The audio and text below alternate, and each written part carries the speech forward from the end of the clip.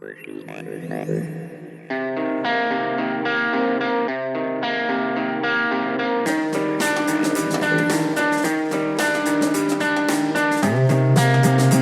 to the Richard Dolan Show, airing live Monday nights on kgraradio.com and now as a podcast on iTunes and wherever else you can find it. You can learn more at my member site, richarddolanmembers.com. Now, join me for a fascinating exploration of all the things you secretly want to talk about, from UFOs to government shenanigans, strange science, future tech, and more.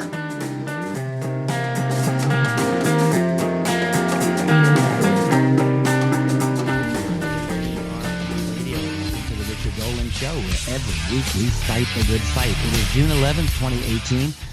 Greetings. I'm back home after being on the road for so very long. Before I bring on my guest, I want to let you know about some important things that I have been working on and just want to share with you. First, in case you haven't heard, I have a new website, richarddolanmembers.com. I've been working very diligently on this site, with tremendous help from my wife, Tracy, at providing unique analyses of the UFO phenomenon, covert operations worldwide, false flags, and, well, much more. All in the form of video, audio, written blog posts, everything that I'm able to think about, I get to that member site. And it's only been about 2 months, and I'm shocked, actually, at how much is already there, and it's growing all the time.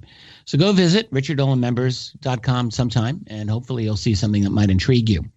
Secondly, I have been reworking my YouTube channel, and I am focused on creating a great deal of new content there.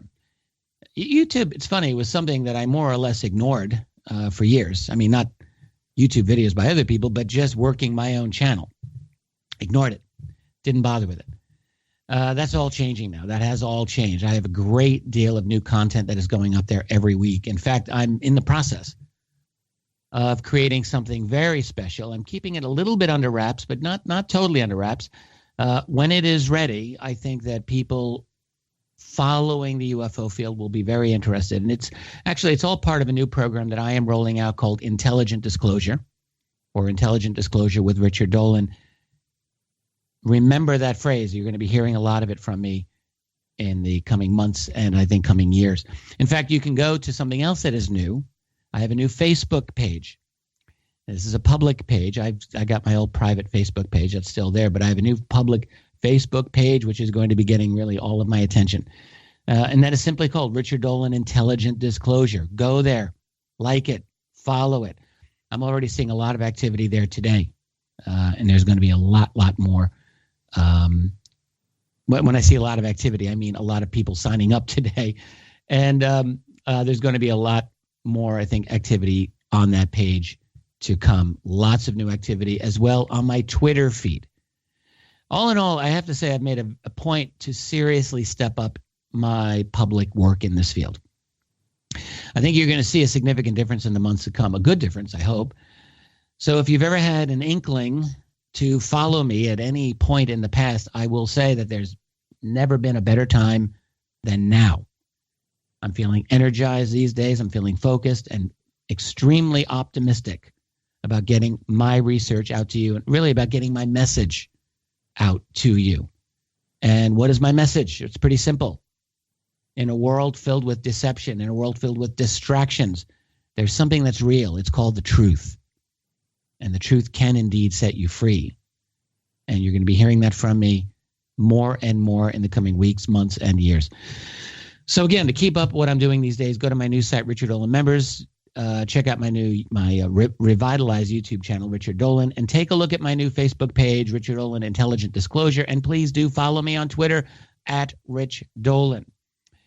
And of course, you can continue to find me here at KGRA Radio every week doing this show. It's been 6 years.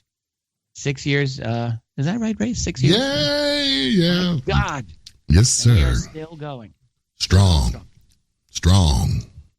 Absolutely. One more thing. And by the way, Race, very good to have you back. It's great to be back. Say this. It's been a little while. It has indeed, yes. A little while. Over 6 weeks. I'm very happy. Now, we're lucky. We have Bill Skywatcher, who's producer when you're not around. And I got to tell you, that guy is on his game. He is. He is on his game. He's the Always best. there for me. Boom. Reliable. Love him. Makes me look bad. There's only one Ray Hobbs. Thank you, my man. Ray Hobbs. I want to mention one more thing to listeners before I bring on my guest. By the way, I'm very excited about my guest. But I just want people to know that I'm going to be doing a few events in Canada very soon.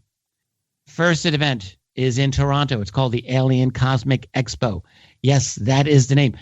Great conference.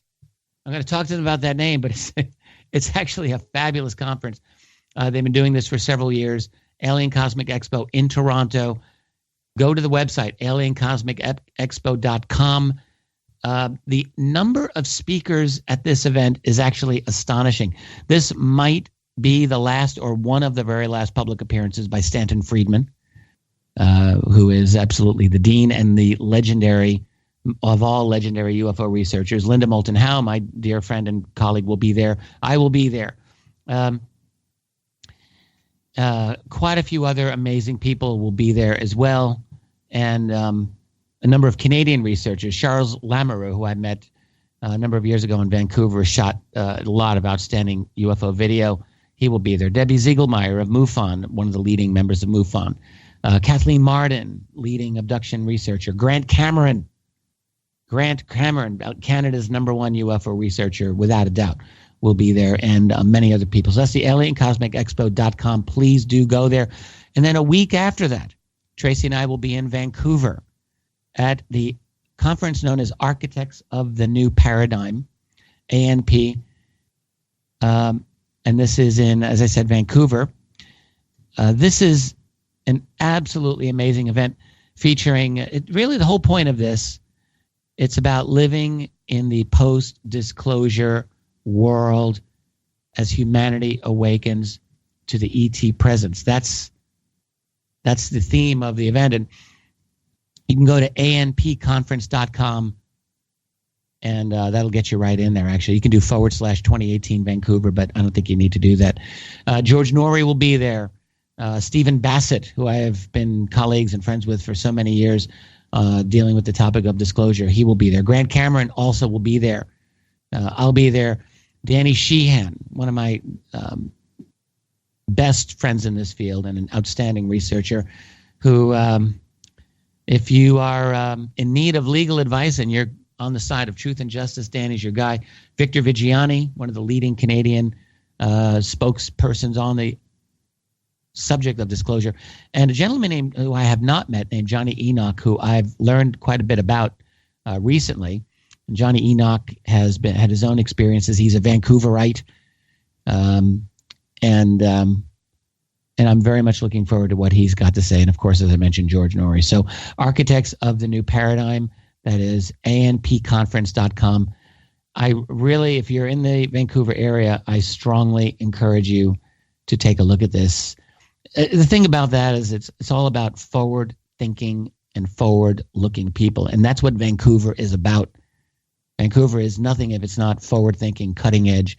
And this is, in my view, the most leading edge kinds of ideas that will be expressed that you can imagine. For those people who think that they know what the world is all about, but they ignore the UFO subject, well, they've got a lot to learn. The UFO subject is the elephant in the living room of any of these topics when we get into covert operations, secret government, and black budget, and so on. So again, those are the two events I'll be at. I wanted to plug them because, honestly, I believe in them both. I want them to do well. If you have a mind in the area, go. All right, now, I am thrilled to have a guest tonight that this is a gentleman I've known personally. We met back in 2011 at an event where we both spoke in Amsterdam, and I immediately thought this is a man not just of a great research capability, but a man of real integrity, and also just a genuinely great guy. Someone who's humble, but yet forthright, a truth seeker, like all the good researchers are out there, like you listening, I'm sure. and he got his background really is not in the area, at least as far as I can tell, that he's really focusing on these days. But the thing about Peter Levenda is he's brilliant. He's been around the block of life enough times to know quite a bit. And I really want to welcome my guest for tonight and for the rest of the show, Peter Levenda. Peter, are you there? Yes, I am. Thank you for that introduction. It's stunning. I'm gonna print that out and tape it to my wall. I was winging it because I don't even have a bio in front of me, but I thought, we could do this. There you go. It's funny. I have the one book of yours that I've had for years. That is a fabulous book, in my opinion, is Unholy Alliance, subtitled A History of Nazi Involvement with the Occult. And you did that book quite a while ago, I believe. The first edition came out in 1994. Yep. Oh, my goodness. Yeah. I think my edition's a bit later than that. So you've been in the research field in, I don't know if that's really called the fringe or not. Maybe we can get into that later. But it's certainly, even like within the academic field, people who study the Nazis, even today, like not many people really get into the occult aspect of the Nazis, at least in my own experience. No, that's been relatively recent. Actually, the Nazi occult thing really runs parallel in terms of its popularity and its fringe nature with UFO studies, let's call it. And for me, for such a long time, the only books that were available on Nazi occultism, if you consider that a phrase, were books that were purely speculative. Morning of the Magicians, I think, is the famous one. In 1960, that book came out and talked a lot about that interface between occultism and the Nazis. Oh, I see. So, kind of started, but it remained fringe because there was no real original research being done. No one wanted to touch it. And then Nicholas Goodrick Clark in England, who passed away a few years ago in his 50s, a very sad loss for us all. He wrote a definitive book as well on Nazi occultism from a scholarly point of view. He was a professor in England, and and that was like the other guy, So it was him and it was me, and we tag teamed basically, on History Channel shows, on Hitler and the Nazis. You would have 15 minutes with Dr. Goodrick Clark, and there'd be 15 minutes with Peter Levenda, and we would reference each other's works to the point where producers would ask us, who's good in the UK, and I would say, well, Goodrick Clark, and they'd ask him, and he'd say, well, Peter Levenda, and that was it. We were the only two writing in English, I think, that really approached it from on the basis of primary sources, on the basis of actual texts, it's of interesting. The German documents themselves. Yeah, I want to get into your connection with Tom DeLonge and TTSA and everything connected with that, but I just want to ask one thing relating to the Nazis and the occult before we do that, and anything else that really you like to discuss in your own background and your very impressive research history. But there was one book I read even before I encountered your book by I think a man named John Brennan, called, I think, Hitler and the Occult or something like that. Did you ever come across that book? I mean, I probably did. It doesn't ring a bell at the moment. I read a lot of books like that. So I think this was one of those speculative books, but it was from, I think, the 70s. And that was actually my first encounter. And then I encountered your work, and I thought, oh, okay, here's the guy who actually does it with some serious research. And but that's just how you are. You're a very careful researcher. And if I just may offer my own perspective, I get the idea, or at least I could imagine, that a lot of people would love to take some of your research much farther than you might be willing to take it. I don't know if that's true or not, but I can see that you're someone who's very meticulous, very careful. You don't like to overreach. You don't like to jump to conclusions that you feel are not warranted by the evidence. I think that's a fair statement about you. And Absolutely. I can imagine that you encounter people pretty frequently who might want to take your research and run with it. Is that true? Oh yeah, all the time. Especially the producers of the shows I've been on with the History Channel. I mean, everybody's always trying to get you to make the extra to reach out and further than the evidence will allow you. And I'm right. My whole thing is, I want people to be comfortable in the facts. if they want to speculate on their own, that's fine. But I want to present as many of the facts as possible that I can find and say, look, the truth is really stranger than fiction. If you really look at, the actual documents themselves, in this case, the Nazis, they generated a lot of documents on this subject that nobody bothered looking at. And, when I found them at the archives, I was stunned. And I'm thinking, how come nobody's been here? Because it's all there. And I wanted people to know that I'm not writing about speculative stuff. I'm not really speculating unless I say that I am within the context. But right, it may feel sensational, but it's not speculative. Right, it might be sensational, but yes, right. Absolutely, it's not speculative. Speculation is just too easy, and it's really the work of fiction authors, I think, more than nonfiction.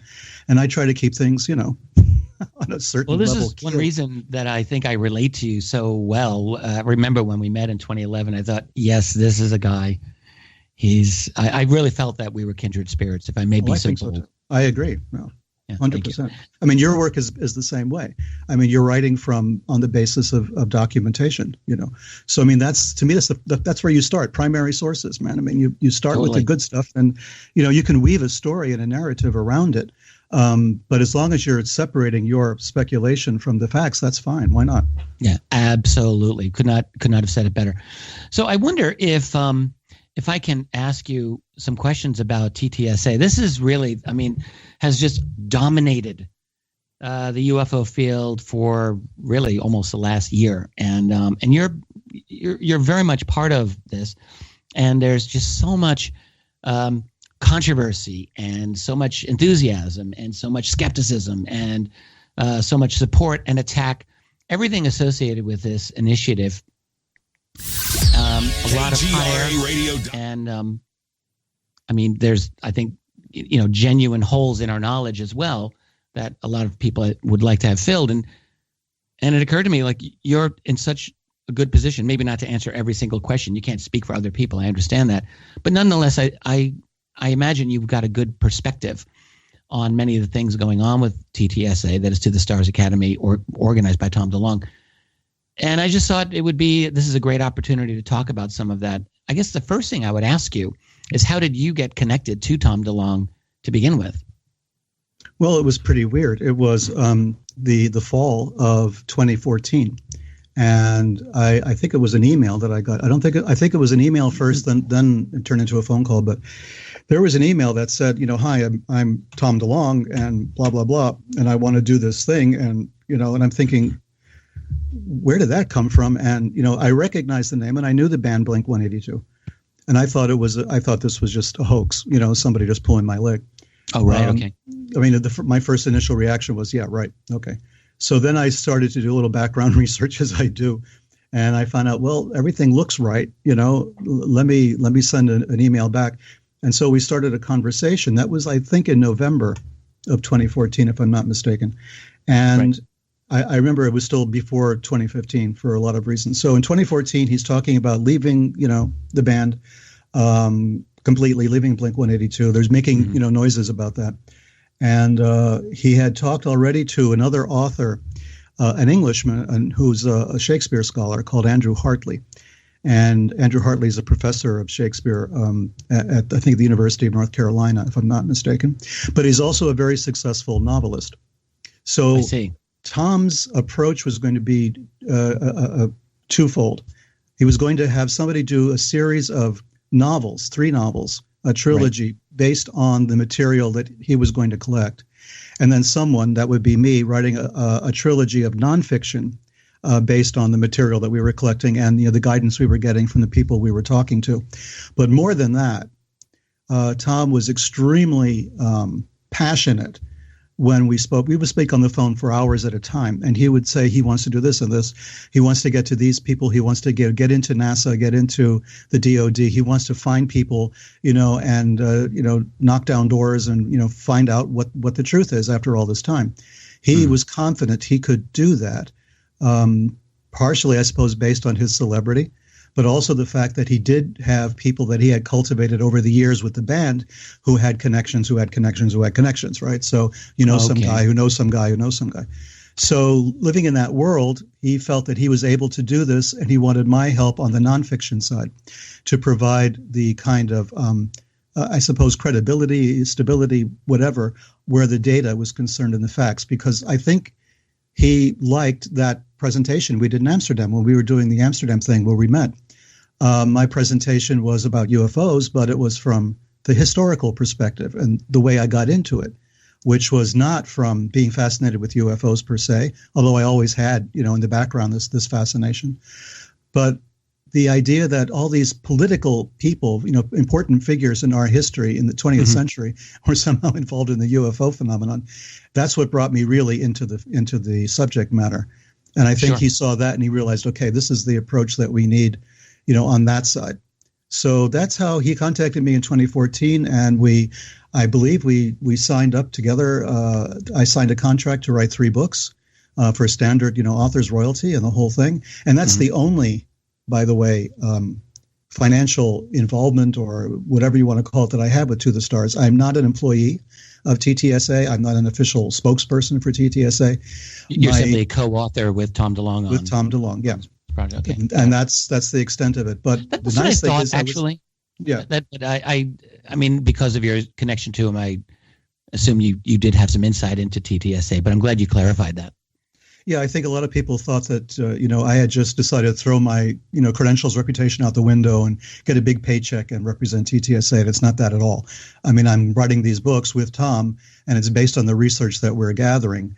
And this kind of access on my own, I would not have. So this is excellent for me because I'm getting a clearer picture as to what's really going on, behind the scenes, what people really know or what they're willing to say they know. And it's much better than simply reading somebody's blog or, trying to hope that somebody who says that they have secret connections really has those secret connections that they can't talk about. But here's the truth, quote unquote. So getting it in a more direct fashion from people, some of whom I've known of for years, people that I respected, was invaluable for me. So are we able to talk about any of these connections or sources that Tom was able to cultivate? I mean, are these all secret sources or are they out in the open? I guess I'm curious how he was able to acquire these sources that he did. Did he contact them? Did they contact him? How did this happen? How did he gather such a group of sources around him to work off of this information? Well, Tom is the prime mover in this thing. I think people don't understand that quite as well. They think he's some sort of a puppet, figurehead, and everybody else is doing their thing. And that can't be further from the truth. I'm in contact constantly with everybody there at TTSA. And there's one thing that everybody realizes right away is that Tom is the guy running the show. How did he get in contact with these people? Well, it's a bit like I said. It's a bit the way journalists do it, right? They cultivate one source. That source leads to another, which leads to another. It was really just like you would if you were working for the Washington Post or the New York Times. You cultivate one source that you happen to have, and that source will then lead you to another and to another. And so the sources that he was cultivating in 2015 in particular were people that he had met that way. I'm thinking of General William McCaslin, for example, who was the commander of the Air Force Research Lab at Wright-Patterson. And there was General Michael Carey of the U.S. Space Command, and Robert Weiss, who was head of Lockheed Skunk Works. Those are the big three. So Tom just reached out to contact those individuals. They didn't find him. No, nobody went looking for Tom. I think that's the one misconception I'd like to lay to rest. It wasn't that Tom was sitting there, thinking, well, I love UFOs. And he started getting phone calls from people. It didn't work that way. Tom expressed his interest broadly. I mean, he went to a lot of people, spoke to a lot of people, had contacts in various ways with government and et cetera. So this was not a question of people running after Tom and saying, can you do us a favor and create TTSA? That couldn't be further from the truth. If you know what we went through. Yes. Well, I think you're making a really important point here because it's been alleged over and over again. I mean, you hear this all the time that, as you said, Tom's being played as a puppet, being manipulated by the intelligence community, and they want to get a particular message out, a very pro-military message, which, in fact, I think is part of what he's saying here. But what you're saying is, no, this is his initiative 100%. Absolutely. I mean, I was there from the beginning of that, and I was privy to a lot of the communications and all the rest of it. I met some of the people. It was obvious that this was Tom's initiative, and people were sort of looking at each other and saying, well, how far can we trust him? And, we want to make sure that if we're involved with this thing, that the right story gets out, et cetera, that he's not going to go off on a tangent somewhere. And he's not. And the other thing, too, I don't talk specifically about that first group of quote unquote advisors that were revealed during the WikiLeaks thing with Podesta, Right. because I promised, as well as Tom and everyone else that was involved with this, not to reveal sources. I mean, that's something that you really have to stand by no matter what comes along. If someone says, do not expose me, you do not expose them, no matter how much you really want to. No, you can't. I agree. You can't. Yeah. So I don't. So when it comes to that, I don't. I mean, the newspapers were full of stuff, and, the whole, we met Podesta. There's no secret about the fact that in July of 2015, we actually sat down in Washington with John Podesta to tape him and interview him about this entire subject. And we did that. And you've seen photographs of it, I'm sure, all over the internet. There's a lot of misconception about all of that. There's this idea that, Podesta was sort of pulling the strings as well. And that can't be further from the truth at all. We had it was like pulling teeth to get some information out of Podesta where the UFO stuff was concerned, because there were things he could not discuss. And the campaign was just starting as well at that time. So there's a lot of misconception. The Podesta leaks had, I think, the emails that were coming into Podesta, but not those going out, because I think they just hacked the inbox, not the outbox, or the sent mail, or whatever it is. I don't know. Or maybe they're holding back more. But. Well, because with the WikiLeaks release, I mean, there are no Podesta communications going back to Tom that I don't think anyone has seen. No, there haven't been. And so the one inference one can make is that Podesta was basically just letting Tom talk and not really saying a whole lot. But that's the problem. That's the problem with this kind of conspiracy theorizing. Just take a breath, look at the emails, and realize they all were inbox emails, right? Not outbox emails. So that's one thing. The other thing is he was obviously involved in the campaign. After we sat down with him in July of 2015, then the campaign kicked off in earnest shortly thereafter. The guy was damn busy, right? So he's running Hillary Clinton's campaign. He was the campaign chair. That's right. So he had a lot on his plate. But although that was going on, we were still talking to other people, still talking to the other advisors and other people like that, trying to get their guidance as to which directions we should go in and all of that. So the whole thing didn't die. What happened, however, was when the WikiLeaks dump was made public, everybody went dark, right? So Tom went dark immediately. And I remember frantic telephone calls from Jimmy Church, where's Tom? Where's Tom? And the thing is that Tom had unplugged everything. Tom had, closed down his emails, closed down his phone, all the rest of it, because we didn't know what other shoes were going to drop. We didn't know if more emails were going to be released. We didn't know who was behind this. Quite frankly, we didn't know if it was, for instance, Russians. So there was that, security implications and all the rest of it. So we said, okay, that's it. For now, we're going dark. We're going to sit and we're going to think about how we're going to proceed. But we never at any point said, okay, that's it. We're going to give up. The idea was, okay, this is burned. Now we're going to have to go in another direction and see if we can find other people to talk to and get this ball rolling again. I got it. Thankfully, we had made so many contacts, not just the ones that were in the emails, but so many other contacts and so many other people that we were able to sort of bring our network live again, although it was missing some important players. But we brought the network live again, and we started to develop our original mission, which was to create this entity, this To the Stars. Mm-hmm. Can I thank you? That's actually very, very clear. I just want to tell people we're going to skip we're not doing commercial break at the bottom of the hour. Race has just said to me we're going to go right on through to the top of the hour. Then we'll take a quick break at that time.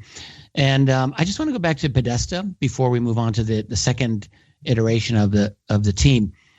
You mentioned that there were things that John Podesta did not want to talk about, and I'm relating to UFOs. And so my mind is wondering here: is this because some of these things that were just fully classified within the national security community, or was it a political issue? He didn't want to talk about them publicly due to his connection with Hillary Clinton at that time. Are you able to clarify that at all or expand on that? Yeah, I believe it had more to do with classified information and Podesta not being sure what he could or couldn't talk about, or being sure what he couldn't talk about and didn't want to. But What he did do, which is what some of our other people have done in the past with this program, is they will talk around it in a certain way as to lead you to the right direction, even though they can't tell you bluntly. For instance, he would tell us about, for instance, can the president demand everything that there is on the UFO phenomenon? When you're elected, do you get into the Oval Office like Clinton allegedly did, right, and say, give me everything on the Kennedy assassination and on the UFOs, right? And the problem Podesta told us was that you can't do it that way. The government is so bureaucratic and it's so stovepiped all over the place that there's no one place to go to. But if you know who to ask and specifically what to ask for, nobody can deny the president that information. He's the president. He's the supreme person in the country. He should have access to everything that he needs to have access to. It's like being a good Freedom of Information Act researcher. You've got to know exactly what department to go to, what question to ask to get the right answer. Otherwise, you're out of luck. Right. So if you go to the head of the Air Force, for instance, say, give me everything you have on the UFOs, the Air Force general is going to sit there and say, well, who do I contact about that now? There's no big box marked UFO, right? So one group is going to have some information. Another group is jealously guarding its information. So he's got to go down to his, commanders and say, give me everything you have on UFOs going back, 20, 30, 50, 70 years, and then sit there and wait for like 100 years while they gather that material and then figure out what is classified, what's not classified, et cetera, et cetera. They have to be handled separately. Even though the president can see anything, the stuff's got to be handled in separate boxes, you might say. So you don't just dump all kinds of stuff on the president's desk, bring in a whole bunch of file cabinets and say, here you go. So there has to be some way to organize the material, figure out what is classified, declassified, figure out what it pertains to national security issues, and on and on. So there's a lot of nonsense. And then you got to, you can ask the Joint Chiefs, but then the Joint Chiefs are stuck. Now they're going to have the same problem. They're going to go back to their respective branches of service and say, what do we know about UFOs? So you're likely going to get a blank stare from a lot of guys. I don't know. We'll go and find out, right? Mm-hmm. So it's not going to happen fast. It's not going to happen quickly. It's going to take time. And it's even more time for the rest of us outside that system who have no clue how that classification process works. And Podesta was very, generous with information when he could be. And he said, there's a real problem with the classification process. He said, if you get two documents on your desk and one is marked classified and one isn't, which one are you going to read first? Right? You're going to read the classified document, right? Of course. Absolutely. Sure. So if you want your memo to be read, you're going to mark it classified, even though it's about lunch, right? It doesn't matter. You mark it. And now you got a problem because now that document has to go through a declassification process and maybe wait 25 years, which is the statutory length, before you can undergo a declassification. I mean, it's a mess. And Podesta was very open. He says, yeah, it is a mess, especially. And a lot of these classified documents are really a supreme waste of time. You don't, even within that world, and most of that stuff is irrelevant. I had a conversation a number of years ago with a man who was actually very prominent within the CIA and very, very involved in the UFO phenomenon, very interested in it, and just told me about conversations he had in his retirement with former presidents, secretaries of defense, CIA directors, and I believe he said undersecretaries of defense. So very high level, like the highest level of people in the national security community. He's on a first name basis with them all. And the conversations that he had with each one of these one-on-one were about UFOs /ET and everything related. And he just said to me that the answers, the types of responses he got fell into three basic categories. A very small group of individuals said, UFOs, what's wrong with you? You're out of your mind. Stop wasting your time with that nonsense. Another small group, but slightly larger, said, oh, yes, I was briefed on this. This is what I know. What do you know? They were, I think they might have shared some information. And then the largest group, and again, these are people at the top of the hierarchy, said essentially UFOs, oh my God, I've been wanting to get information on this for the longest time, have failed. What do you know? What can you tell me? Now, so when he said this to me, I just said, well, so what does this imply? I mean, he says, what do you think? I said, well, it seems like the highest level of people are being locked out and that there's someone behind them that's got the information. He said, that is my assumption as well. We're talking Bilderberg type, high level privatization, who knows, but presumably something beyond the president and something that the sense that I have gotten over the years is that it's beyond the formal classified world, dealing with extra governmental or non-governmental types of activities. And I'm just wondering, I mean, do you get this sense at all when you were talking with people like Podesta or any of the other folks that you were speaking about, talking within the classified world about this? Not exactly that way. One of the problems is if you're not read into a program, you don't know anything about it. So if it's not your job, you're most likely never going to hear about it. Now, you may hear scuttlebutt, you may hear rumors and gossip, but if you're in a program that has nothing to do with UFOs and you're not, cleared for that kind of information, you'll never have it, no matter how high your security, clearances go. If you're not read into that program, you're not going to know it exists. Basically, there's not like a list of programs. You can see this one and not that one. You'll never even know the program exists because you're not supposed to know. There's a need to know basis. That doesn't mean that the UFO phenomenon is like ultra top secret, stratospheric level or something. It may just simply be a basic secret classified project, but nobody's read in on it except a handful of people. So that's the way the government works. It's clandestine, but it's also Byzantine. And it's a bureaucracy, and it's kind of a mess. It's unwieldy. So yes, there may very well be people who have much better knowledge and information about UFOs that they're not sharing with everyone else. I'm not getting the feeling that there's this kind of cabal. There are people who do know more, and they're both in the private sector and in the public sector. Mm-hmm. They're both in government and in industry, but also they're people like us. I mean, everybody who has had a UFO contact experience has a piece of the puzzle, right?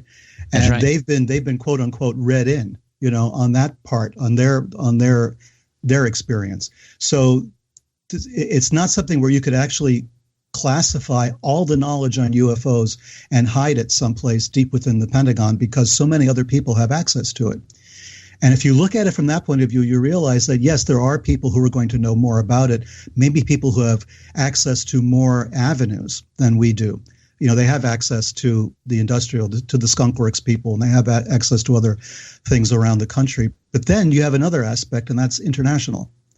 What do the Chinese know? What do the Russians know? What do the Brazilians and the French and the English, et cetera?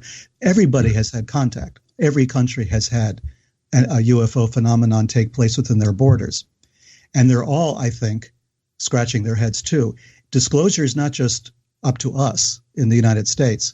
China could disclose tomorrow if they wanted to, if they were able to. But they may be as much in the dark as people in Russia, as people in Brazil and the rest of it. They may have photographs, they may have videotapes, they may have, sessions with contactees, all the same material we have. And they may have a little bit better angle on it from a scientific point of view, from an engineering point of view, maybe. Maybe their culture is more open to certain specific types of experiences than ours is. That's another issue to consider. So I think we need everybody to get together for this disclosure thing. It can't be purely an American fixation. It can't be American-centric. And I think that once we develop this idea that there's a cabal in Washington or somewhere controlling all this information, we tend to forget all the other countries. Oh, I fully agree with the sentiments you just expressed about the international nature of this, and the fact that there are other nations in this world that have information, particularly Russia and China, who are outside the formal U.S. Structure of power. Other nations are really not outside that structure of power, but Russia and China certainly are.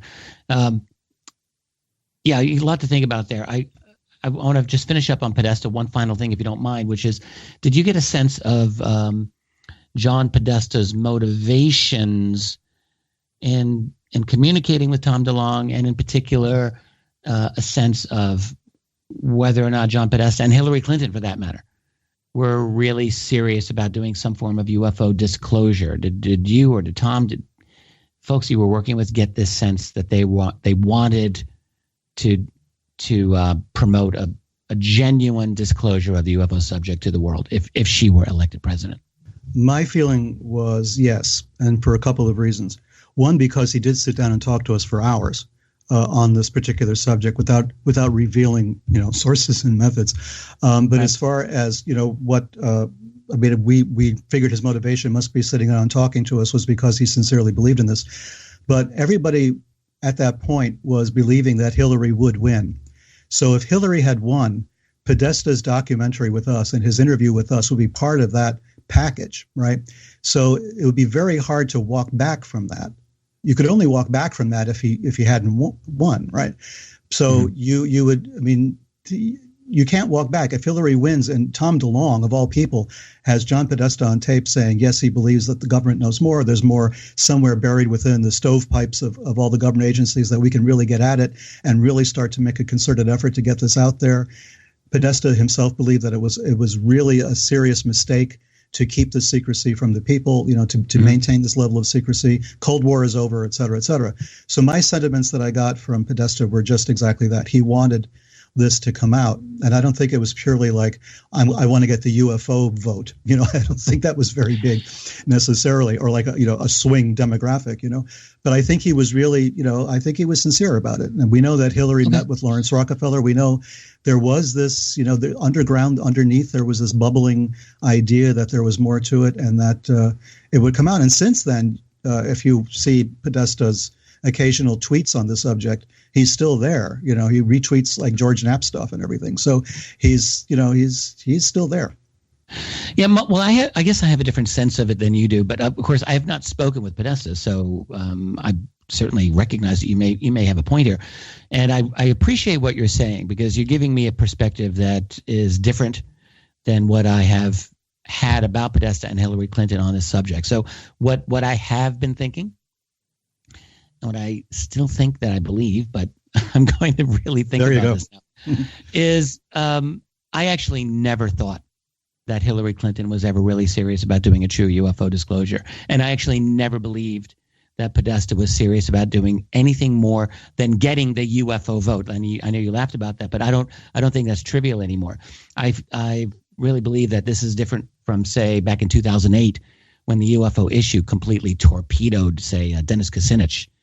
In his candidacies, if you remember that. I mean, it just destroyed him. Not that he had much of a chance against the Democratic Party machine anyway, but the fact is that subject just sunk him immediately.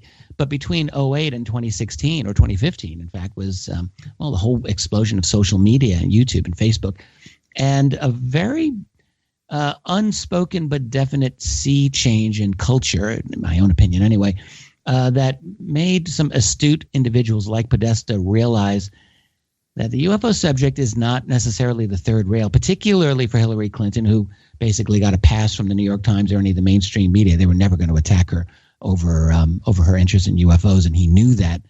So I thought that he actually saw this as a real issue that could help make her be a little more cool for the public.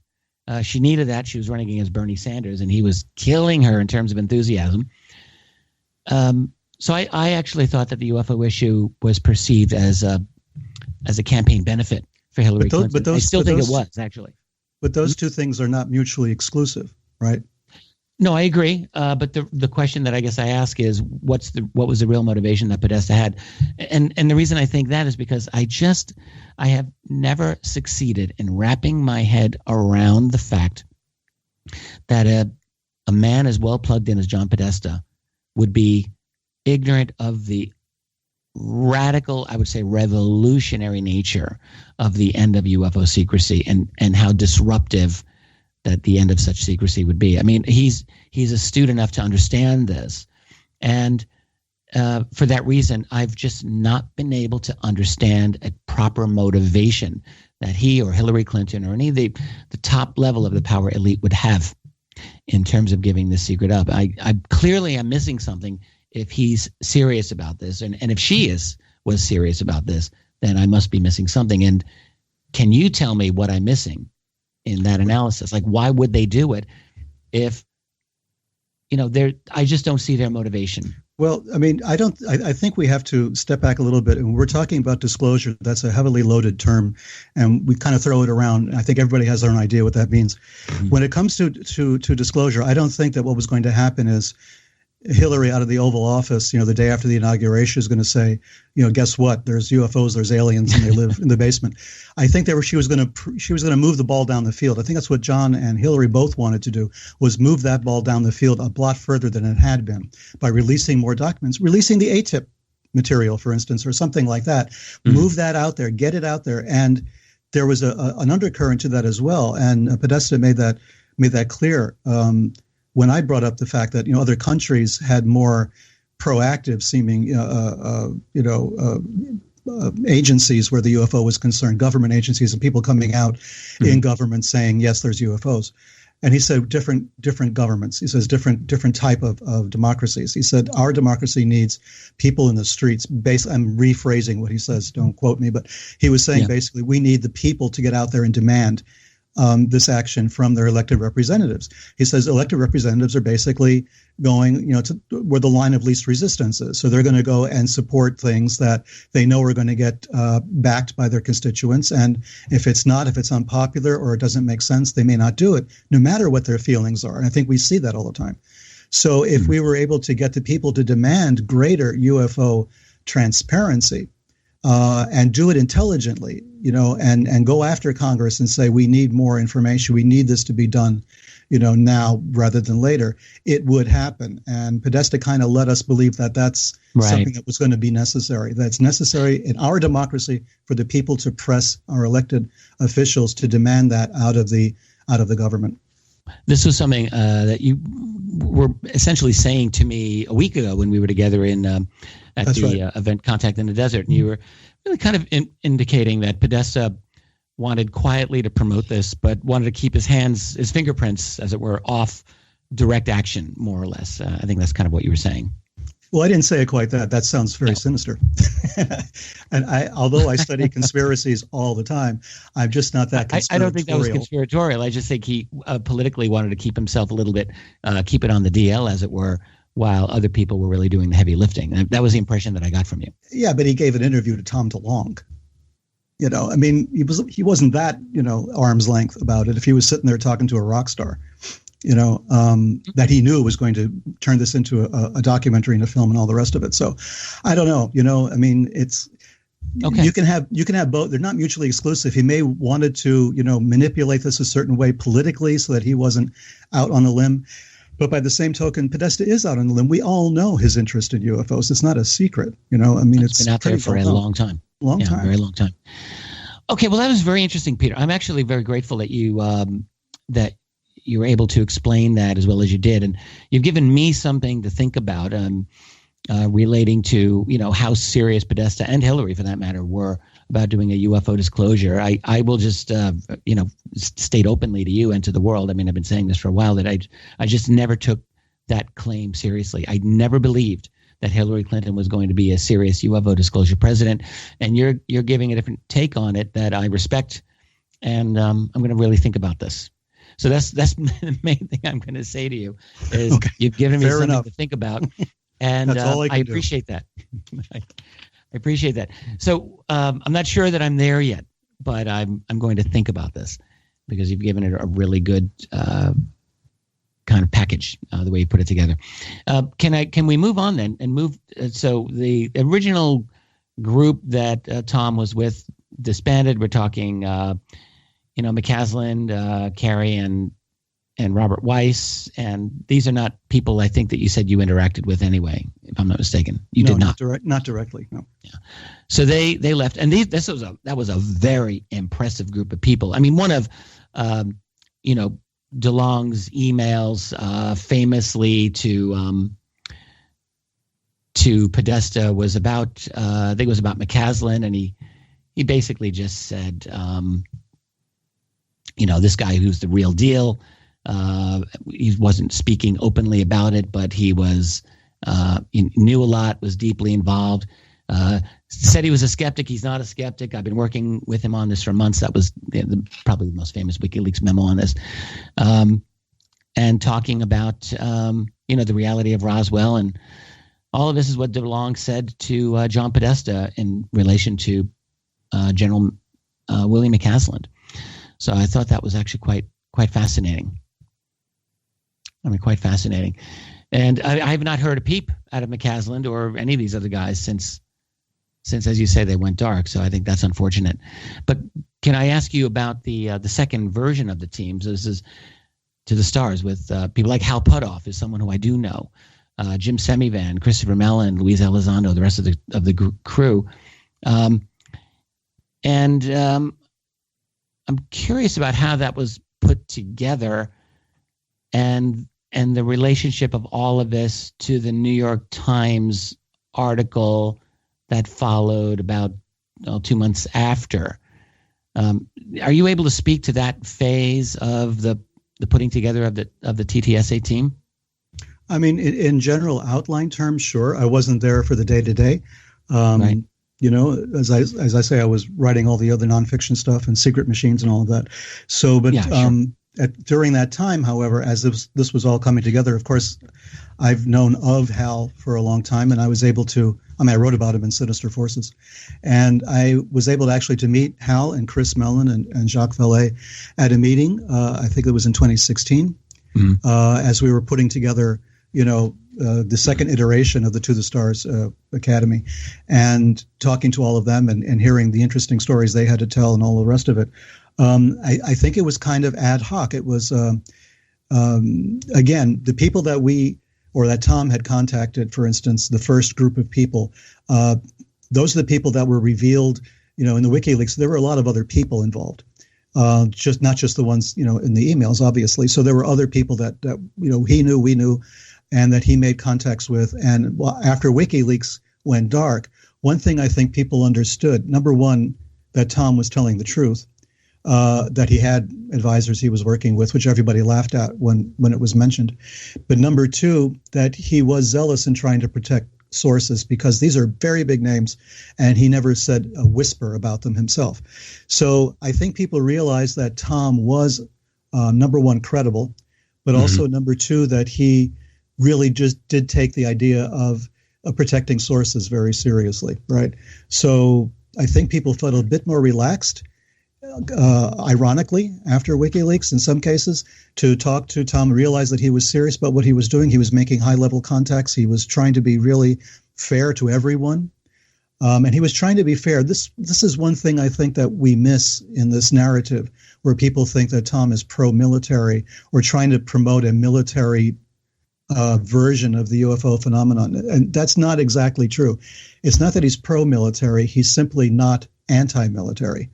So one of the approaches that he took to people who were involved in the military-industrial complex was a non-confrontational one. He went to them and said, "Listen, I'm not here to say, you fools, you're keeping the secrets from us. Damn you all." Right. He was going up there asking simply, "Listen, guys, we know you know more than you've told us.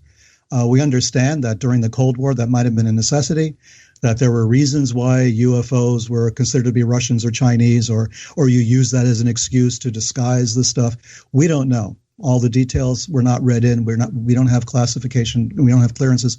So what can you tell us? Just don't lie to us, but tell us what you can. Tell us if we're on the right track.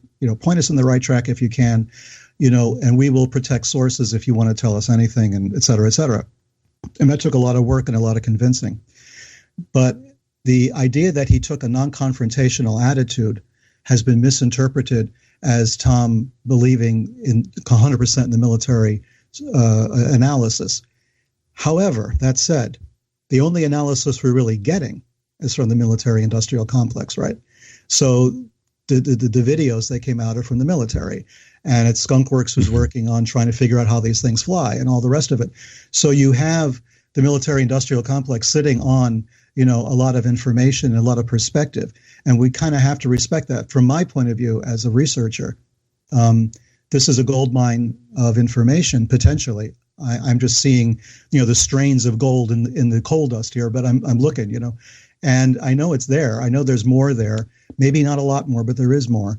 And, we're trying to get it out. We're trying to do it in a legal way without using leakers and that kind of stuff, and bribing people to dump documents or something like that, because, and this is very important, because we want this to be the official acknowledgement of the UFO phenomenon. That was really, really important. We could have leaked stuff. We could have speculated. We could have made stuff up like everybody does.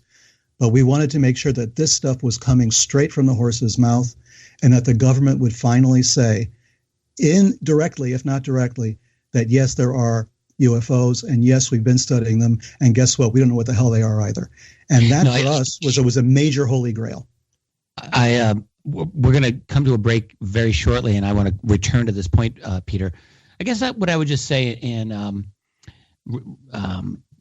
responding to what you're saying is that I would understand absolutely why, if you're going to be cultivating military sources, intelligence community sources, you're not going to go at them in this highly confrontational approach, accusing them of covering up the truth and the kind of things that, we've heard this from Stephen Greer is a perfect case in point, who will go after the military and talk about how the cabal is hiding the information from the public and so forth, how the extraterrestrials are essentially benign and good. The military is the bad guys in that scenario. And there are a lot of other people who will kind of hold variations of that. So it's not surprising. Like if you're going to cultivate the military for information, you don't want to alienate them, and as a result, you'll get something of a skewed pro-military-ish type of perspective. I guess the fear or the concern that a lot of people had was that if there was going to be a kind of drip disclosure that the military, the government, or intel community was going to have, they would absolutely want to have the right kind of spin to put themselves in the best possible light in terms of why the secrecy happened. And so I think the fear that people have had is that Tom was being used by the military for that purpose, essentially as a CYA rule for them, and to keep the most positive spin on the cover-up that they possibly could. If that was the purpose, then they blew it. Well, they blew it in terms of the research, the UFO research community, if that's what you're saying. No, they blew it. Lou Elizondo is one of the most upfront, open people about what and how and why this was all going down. I mean, there's no effort at concealment. Elizondo is saying, look, we didn't know what it was. The whole purpose of this thing was to figure out these were enemy aircraft. Obviously, that's their job. It's the Pentagon, right? Yeah. So their job is not the State Department. If the State Department was doing this, a different story. But it's the military, and the military's only perspective is this a threat or not? Right. I want to come back to this. We're at the top of the hour, so let's just take a quick break. We'll have a few minutes, catch our breath. Race has got a couple of promos to put on, and Peter, you and I will come back at the top of the hour, and I would love to continue this with you. I'm very much enjoying this. I'm here with Peter Levenda, an outstanding researcher and co-author with Tom DeLonge, and we're talking about, a lot of things, but primarily the To the Stars Academy and everything associated with it. Stick around. I'm Richard Dolan. This is The Richard Dolan Show on KGRA. We're back. I'm Richard Dolan here with my guest, Peter Levenda. Just having such a really enjoyable time talking with you about these issues, Peter. And I sense that you're happy to be able to get your messaging out, if that's the word that I can use here, amid all of the critiques that DeLonge and TTSA have been taking all this time. Well, sure. I mean, I did a presentation on this at Contact in the Desert. So my presentation was on To the Stars and all the conspiracy theories around it. Right. So I was gearing up for this for a couple of weeks in advance, so I knew what was coming. And, it's kind of humorous. I mean, those of us who were in it are sort of scratching our heads at some of the stories that come out about, cabals and the deep state and who's manipulating whom and all the rest of it. And I suppose, as someone who wrote 3 volumes on sinister forces, I suppose you could say that somehow, cosmically, there's some sort of weird alignment of sinister forces that's manipulating the situation. But consciously, those of us who are involved, in the ones that I've met and talked with, that couldn't be further from the truth. I mean, there's a lot of disparate ideas, disparate approaches to the material. But one thing is consistent through all of these individuals is that they're really basing their points of view on the phenomenon on data, on factual data, whether it's scientific data or data they received through military sources or whatever, intelligence sources. But everything is based on data. And while they may not always discuss things, they never discuss things they can't discuss, things that are classified, you can tell from their point of view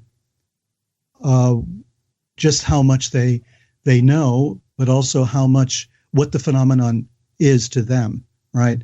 The contours of it as they understand it. And that's what is very valuable to me, because I also don't have skin in this game, really. I came into it from a different perspective. I came into it from the history, the historical perspective. I wanted to know what the relationship was there. But as I have gone along with it, the implications are astounding. And I've always believed, as I said in Amsterdam, as I've said before, I've never seen a UFO. I've never had a close encounter, but the evidence is overwhelming. So, of course, I agree and acknowledge there is a UFO phenomenon, and it's not of this world as we understand it. So we're all on the same page at To the Stars where that's concerned. I really want to get into some of the implications of what you just said a little bit later in this program, because it's really the reason that I've continually been involved in the UFO phenomenon all these years, because of those profound implications that you just referred to, and they are very important. Before we go there, I just wanted to mention that I think I said earlier, I've known Hal Puthoff for, oh my goodness, maybe 15 years or so. And I've had a number of deep conversations with him. And I must say that I consider him a man of very deep thought on the subject of UFOs. And he's always struck me as someone who's gained a great deal of knowledge about it. And I've always sensed as like working his own way through the labyrinth, trying to get, a little more information and a little more information. And I suspect, I don't know James Simivan or Chris Mellon or Luis Elizondo, but I've developed a very strong feeling that they're in a similar position. Like they're not necessarily in the innermost of the innermost circles as far as the subject matter goes. I've just never got that sense. I've always sensed that they are maybe knocking at the door of that innermost sanctum or close to that innermost sanctum of the real greatest amount of knowledge. But that they've had some knowledge, and that knowledge that they've acquired is significant. And I think this is what happens with people in the military and the intelligence community who've had some kind of intersection with the UFO phenomenon. I'm not one of that community, but I know a number of those people, and I've always sensed that they see each other as kindred spirits, or as brothers in arms, as it were, or brothers and sisters in arms, that they've got this interest. And there's always been this kind of quiet, invisible college among people in that field, not necessarily formal relationships, but quiet conversations. 25, 30 plus years ago, this is what the aviary actually was, the infamous aviary that people like to talk about. And I've done my own research into that, and it's simply, as far as everything that I've been able to find out, it's an informal collection of people in the intelligence community who knew something about UFOs and like to talk to each other about it. And that's the impression I get with this group of individuals that Tom DeLonge has organized. They're very impressive people, Puthoff, Semivan, Mellon. But I just never got the idea that they're like the innermost, highest level of insiders. Is that a question? No, I thought you might respond to it. Yeah, I probably should have asked it as a question. Do you agree? Rephrase as a question, please, for $200. I don't know that there is an innermost sanctum. I would posit that innermost sanctum is the truth about UFOs. I think that's what is so hard to breach for all of us. It's to get on the other side of that curtain. I think the direct experience is not like anything we know or understand. Therefore, the people who have had that direct experience are not necessarily in the military or the intelligence agencies or anything else. I get it. So I think that those pilots in the F-18s who saw the Tic Tacs, right, and something that went on for a week, and we won't get into it. I know you want to get into it later, but just that, if you just look at that there is more information contained there than probably in a bunch of other people's books, not yours, Richard, about the UFO. No, that's unbelievable. Do you know what I mean? Incredible side of it, and we do want to talk about this. But I think that's where the cabal is. I think unless we're going to go, full X-Files on this and think there's a bunch of guys with cigars in a room, filled with smoke, and they have all the real data, and an alien body may be in a piece of a saucer, and and they know it. But if we posit a cabal in the United States, again, I go back to that same story. There must be the same cabal in Russia and in China and everywhere else. Yeah. And how come nobody's talking?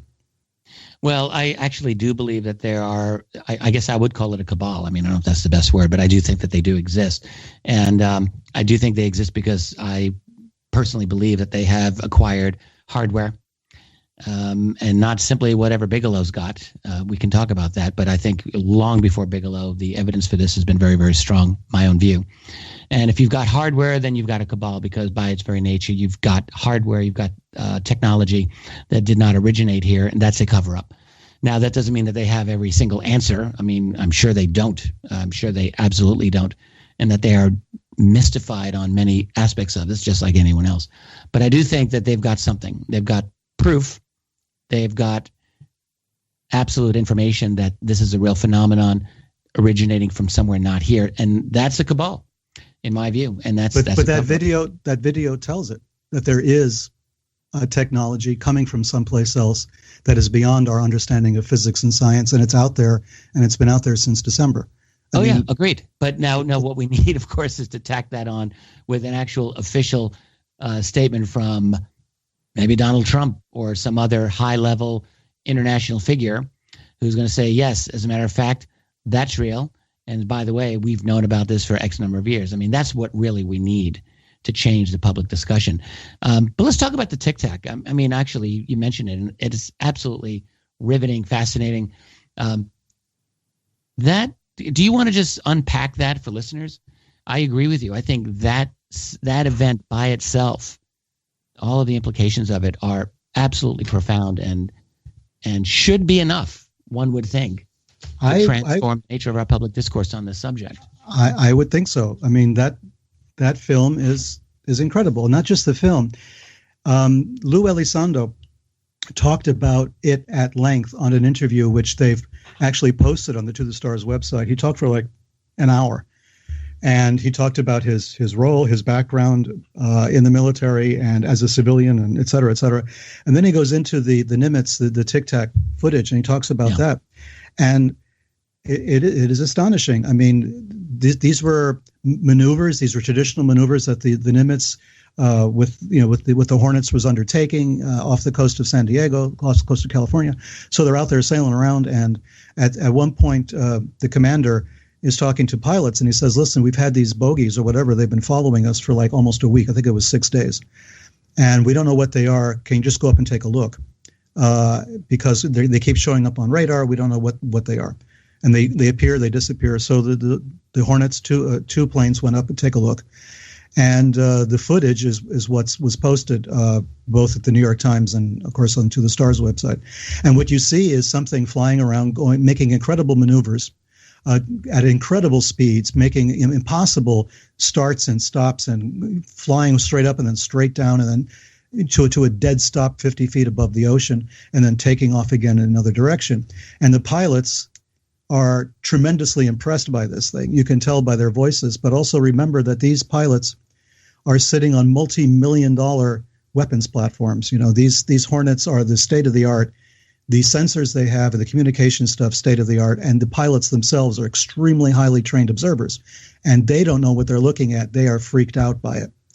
And at one point, according to Elizondo, because this is on the tape, at one point the commander asks them if they're armed, if the Hornets are carrying ordnance, and of course they're not. They're on maneuvers. Mm-hmm. And so the commander says, come back to base. They were going to follow it, and then suddenly they were told that whatever that thing was, the UFO, the UAP, the saucer, was waiting for them at their next rendezvous point. And How could that be? How could that possibly be when that changes constantly? And it's a matter of coded information that's changed every 15 minutes between the pilots and the Nimitz, for security purposes as a battlefield scenario. How would the Tic Tac know where they were supposed to be later and sit there and wait for them to show up? That freaked everybody out. So those two pilots were called back. And another two pilots, including Fravor, were sent up to take another look. And they couldn't believe what they saw. These things were outmaneuvering them like crazy. But the thing that really stunned me when I listened to Elizondo talk about this, and you could tell the excitement in his voice as well, was that they knew in advance where these pilots were going to be. That violates not just the laws of physics, it violates every kind of law we can think of. I mean, how would they know this when the pilots themselves would not necessarily have known until a few minutes before they got after they got the information where they were supposed to go? So nobody knows this except maybe a computer on board the Nimitz, but the UFO knew, and the UFO was waiting for them, like, I'm here waiting for you. I mean, that is a stunner to me, and that throws everything into a cocked hat. You can talk about, these kinds of sightings, those kinds of sightings, they appear, they disappear. But when they know where you're going to be in the future, and they sit there and wait for you to demonstrate that? So I wonder if you can clarify this. So the object was there prior to the decision being made for those pilots to vector into that location, or was it known on the Nimitz, but before it was communicated to the pilots? I assume it was known on the Nimitz. Yeah, but not communicated to the pilots. Yeah. So, well, at the very least, it indicates that this object was able to defeat the U.S. Navy's most highly encrypted types of communication, which is a very serious matter. If you're in military national security, there's very little that would be more important than that, than knowing that a potential enemy would be able to, with ease, apparently, with the greatest ease, just get through your encrypted communications, which are changed every 15 minutes. But there's one more thing to attach to that. Not only would they be able to decrypt an encrypted communication, they'd be able to understand it. Good point. They would share language with us in some form, whether mathematical or any other way. They were able to interpret the data and go to that particular rendezvous point. Very good point. And also, understand the Navy's particular nomenclature and their own particular very specific way of communicating. Precisely. I couldn't, even if it was unencrypted for me, I would completely fail that test. I have no doubt. But this object was able to unencrypt and understand. Very excellent point. Which means that when Fravor gets there, he describes the performance capabilities of this, which are so vastly outstripping the F-18A Super Hornet. That's a whole other aspect of the encounter. Well, what Elizondo did in the interview was he was very good. He gave 5 common observations that they number at ATIP, the group that he worked for, and how the military classifies these types of things. He talks about certain characteristics that make it a UFO or whatever you want to call it, a UAP. Right. Number 1 is sudden and instantaneous acceleration, right? Which is something we can't do. Hypersonic velocities. Low observability. Observability. Yeah. Oh my God! I thought I recovered from contact. I guess I haven't. This means that no matter how closely they look at this thing, they can't quite see it. This kind of fuzzy in terms of outlines. They don't have clear lines where they could actually see the craft looks precisely like this. Tic Tac is as close as they could get to it, right? So they appear fuzzy, but they also appear metallic. Right, and radar returns that come back don't make any sense. Right, and that was the case with this object where they were tracking it on and off for, I thought it was 2 weeks actually, possibly even longer, but that when they would get a lock, they would lose it, and all these difficulties would occur. And another aspect is the fact that these objects can move in various layers of the Earth's atmosphere, possibly even in outer space, and in the water, seemingly without any kind of resistance or friction. And that's something that freaks them out as well. This is all defying physics. And the last one is positive lift, right? That's able to resist Earth's gravity, but without any kind of aeronautical structure that would make that possible. So these 5 observation points are those that they use now to classify these objects. And we have nothing anywhere on the planet, as far as we know, that can do either one of these things, not to mention all 5.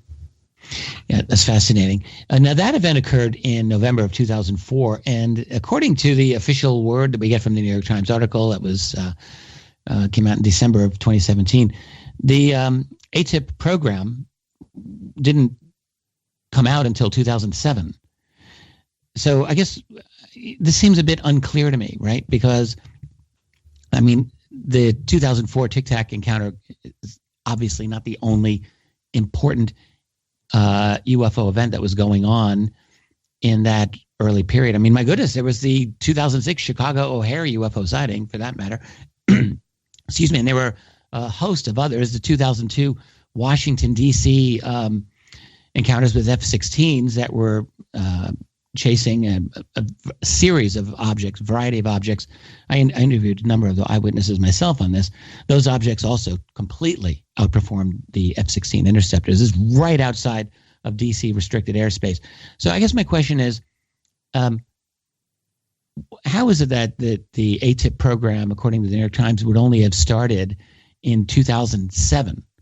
It's as if, is it really true that the military, the intelligence community is just filled with a constant state of amnesia where they're just they completely forget that they've had this UFO history every single decade since World War II onward of sightings that have been unbelievably inexplicable. I mean, the Tic Tac encounter is one, just throw it in the pile. There are so many others of these throughout history. And so I have a hard time understanding how it would be that, I believe Elizondo in the sense that he's saying, we just, the higher ups didn't really seem to have any concern or interest in what was going on. But I have a hard time understanding that, knowing the history of this phenomenon and the history of U.S. military encounters with this incredible phenomenon that is so far beyond us. How is it possible that the ATIP program only started in 2007? And are we aware of any predecessors in the earlier parts of the 21st century or in the 1990s, for that matter, where the military was researching this? No, I mean, what we know is we had the infamous Blue Book and the infamous Condon Committee and all the rest of it, where there was that ended in 1969. Right, a deliberate attempt to cast all sorts of aspersions, right? So, and that was largely successful, at least as far as the Air Force was concerned. So now you have a whole bunch of sightings that occur constantly, but you have a culture that tries to suppress it. Even the 2004 Nimitz sighting was greeted with a little bit of merriment when the pilots landed, the two Hornets, on deck, and they came out and they were greeted by their crewmates wearing tinfoil hats. Okay? So the atmosphere, the culture of the military where this is concerned, generally speaking, is one of either ridicule or we don't know what it is or it's not important. It has already been determined it's not, a problem for us. Let's just ignore it and move on. Well, it's also military guys just busting on their brothers. I mean, I think that's what they do all the time. But that's a culture, though, right? Yeah, They wouldn't wear Russian hats if they were following a MiG. It's the UFO that gives them the space to make fun of it. And I think that ATIP, yes, started in 2007, but these things were collecting somewhere, gathering dust or whatever, and it was up to the people at ATIP, eventually Elizondo, to put all this stuff together and start taking a close look at it. And it was, prompted by Harry Reid saying, let's do something about this because this is getting stupid. There's so many of these sightings, so much of this stuff is going on. Let's turn this into an actual project to figure out what it is. I think basically these things went from one desk to the other, one guy pushing it off here, one guy pushing it off there, some pilots not willing to sign their names onto these reports. Remember what happened at Rendlesham, right? So there was this kind of, let's keep this out of the news. Let's keep this out of, the official document stream. Let's do what we can to change facts where we can. So this is, I think, a constant problem. Was there a pre-ATIP? There probably was, or maybe a bunch of different agencies within DOD, each independently on their own, looking at the problem. How much do we take Corso's word, for instance, as to what he was looking at DOD, for instance, Right. So you can assume that the military has been very aware of it, but it hasn't been their top priority, especially after 9/11.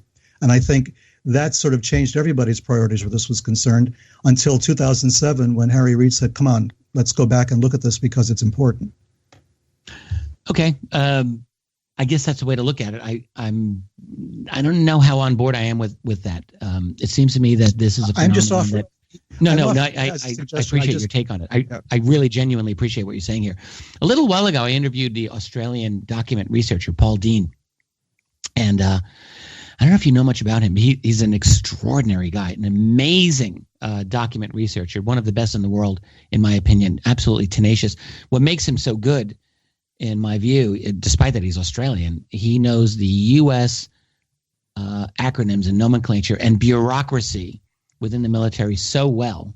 I mean, I don't think he's absolute 100% knows everything, but he knows enough to really be able to navigate his way through and therefore to file really on-target FOIA requests with a very good likelihood of getting his target because he knows where to file his request, which is very important. Anyways, I interviewed Paul Dean, who posted on his blog piece a few months ago that he discovered what he feels is an alternate name and acronym for the ATIP program. It was Advanced Aerospace Weapons Systems Application Program, AAWSAP.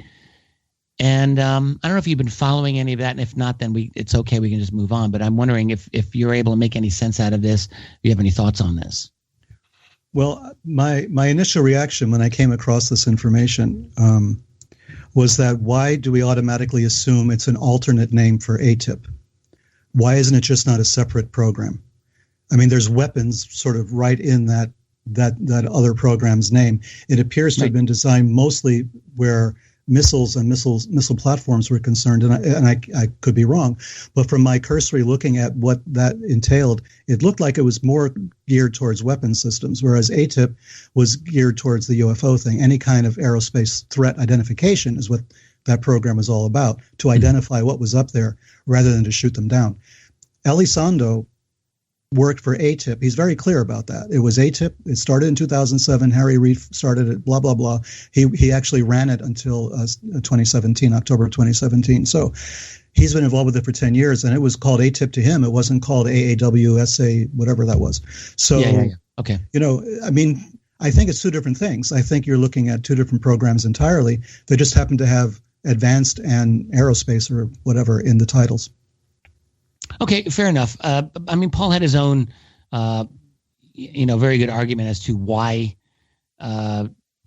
he believed that they were the same program, that was not really multiple programs at all, but actually. Yeah, but I saw that, and I wasn't convinced. I mean, he mentions one person being involved in various groups. I think I forget his name, Paul something. But I mean, that happens a lot in this field where you get guys who are on multiple programs simultaneously. I wasn't sold on Paul Dean's analysis of it, especially since I know Elizondo said I worked for ATIP. I didn't work for whatever that other thing was. However. When Elizondo did say that funding was cut off for ATIP, and then it was reinstated later, but it got misallocated, it's quite possible, although he hasn't said it, and I haven't asked him, but it's quite possible that it got misallocated to that other program, and that could be what part of the problem is. All right. That's very interesting, and I want to look into this some more. But while we're on it, you mentioned ATIP going at least till 2017. Of course, the New York Times piece stated that the Pentagon ended it in 2012, although there was speculation even in the New York Times piece that I think Elizondo did argue that it would continue, but they sort of let it trail off at 2012. So what is the actual story of the ATIP program post-2012 if it continued? Well, according to Elizondo, it did. He doesn't know who's running it now after he left. And he assumes it's still running. Of course, he's no longer privy to that information. But when he left, it was still running. And I think what happened was funding was officially cut off at 2012. And depends on how you look at programs within the government. If you look at them where the money is or where the money isn't, you can say if there's no more money, the program's not running. I guess it was run ad hoc. Kind of. Elizondo kept it running even after 2012. He did get additional funding for it. It was misallocated. I think at some point all that was settled and worked itself out because he was still running it as of the end of the fall of 2017. So is it still running? I don't know. Neither does he. If he doesn't know, I don't know. When he was running it, I mean, was it kind of like a Project Blue Book operation where he was the one guy who was collecting these reports, or did he have people working with him? Did they have decent technology to work with to do analyses of these cases? I mean, how was it for him to do these analyses of these UFO reports, I wonder? Well, you'd have to ask him. And I think he's been careful not to go into too many details if he thinks he's in danger of violating his oath on secrecy. Like number of people involved might not be open. That might not be declassified information, for instance, or what technologies they use. That might be a no-no as well. So you'd have to ask him pointed questions and see if he answers them. So is it the case of like the ATIP program had been classified and has been declassified? What was it that because it seems like Elizondo is the spark that really outed the existence of the ATIP program, which, by the way, stands for Advanced Aerospace Threat Identification Program. That's a very ominous title. But was it his? I mean, he wasn't the one authorized to talk openly about ATIP. So did that come from higher above him? Was there sort of someone make a decision to say, let's let this information out, let's tell the public about it, or how did that all happen? Okay, specifically speaking, Elizondo is not the guy who gave the information to the New York Times. From what I understand, that was not Elizondo's doing. That was already in the works. There was already some discussion about it. I don't know where it came from. Some very good journalist somewhere with some very good contacts at DOD, I think. It could be that. I'm not sure. I really don't know. So I can't really, like, all I can do is speculate. But I'm fairly certain that it did not come from Elizondo. But all of it became revealed all at the same time as he was leaving DOD in October, and then ATIP was revealed only a few months later. I think the New York Times was working on the story at least since October, from my understanding. Yeah, that's mine as well. I mean, since really the public announcement of the To the Stars Academy, I think is, from what I've heard, is what triggered like Leslie Kean and the New York Times to get involved in that. But I guess what I'm wondering is, whose decision was it to reveal the existence of the ATIP program itself? You don't know, you're saying? No, to point at one person who said this is what we're going to do, or one agency, I have no clue. All I know is that it was done legally, and it was done without danger to anybody's job or tenure or, security clearance. So this was all on the up and up. How it was done, it was masterful to me that they were able to do that. But I really don't know all the background and all the details, and I may never know. I would love to find out, but I really don't know all the details. Leslie Kean would probably know more about it, since she was one of the authors of that article. And we know that Leslie Kean and Chris Mellon go back a little ways because they were both on another UFO disclosure project some time ago. Right. So, it's possible that there's more information there, but I'm not privy to it. I believe I will ask her the next time I chat with her, which may happen before long. So that's interesting, because I'd like to know, like, how this was authorized. I just find it fascinating. And I wonder how high up it goes. I mean, we're in a new administration. We were talking about Hillary Clinton as the disclosure president, but this occurred during the presidency of Donald Trump, for goodness sake. Right. And I just wonder, is this something that he was tacitly okay with or on board with? It's a very big decision when you really think about it, to allow the existence of this program to make it to the general public. It's not a trivial decision, right? Yeah, no, I agree. And I think that if this had been Donald Trump's doing, I don't think he would have been slow to take credit for it, though, somehow, based on my understanding.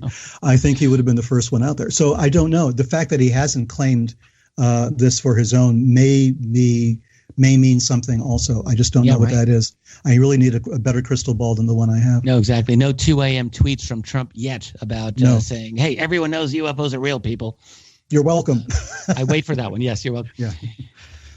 No, that's fascinating. So I wonder, though, if you and by the way, thank you for answering like my incessant little pestering questions on all of this, and you're being so patient with me, and I'm very grateful for this.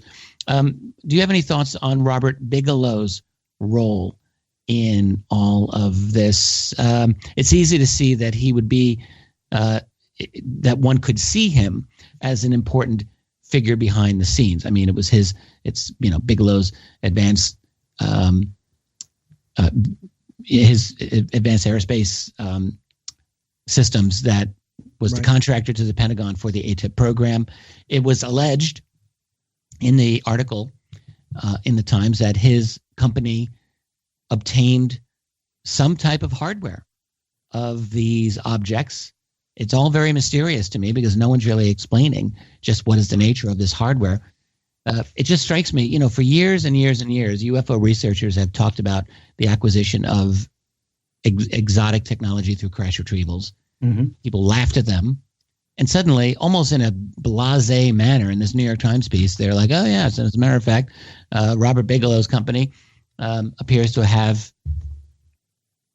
such UFO hardware or, metal alloys that are mysterious or complicated or whatever they are, and that Bigelow's people are studying that. That is significant. I don't know if anyone has even followed up on what those materials are. Maybe you have some thoughts on that. I would love to hear them. And more generally, what you think Bigelow's role may be, if any, currently in with the To the Stars, as a matter of fact. Well, I don't think there's any direct relationship between Bigelow and To the Stars. Obviously, there's like a lot of crossover of personnel, people who were involved at one point or another with Bigelow as subcontractors or friends of Bigelow's who are looking at stuff. And so you have a lot of crossover of personnel because this is, to use your word, to use your term from before, the aviary, these are the people who all know each other, or like Vallée calls them, the invisible college. Right. And you mentioned that earlier on in this program, and I thought that was a great term to use.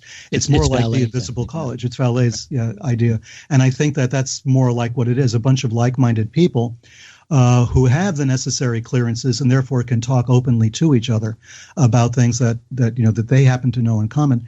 And so they can discuss these things on a more freely.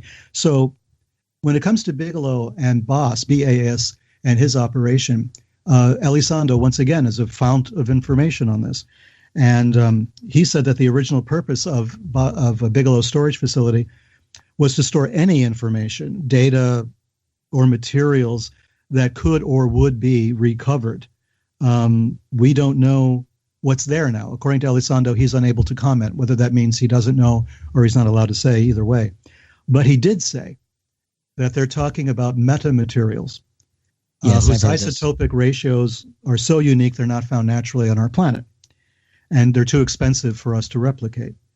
Therefore, according to Elizondo, the origins of this material are unknown. He says everything that passes through our planet leaves a signature of some kind, heat, light, sound, metal, something. And these have peculiar signatures, and the isotope ratios make no sense. In fact, Jacques Vallée last year at Contact in the Desert did a presentation on some of these materials. And it was, it was fascinating to me because it was a very low key, very sort of scientific, explanation of the physics involved and everything else. But the takeaway was the stuff doesn't come from here.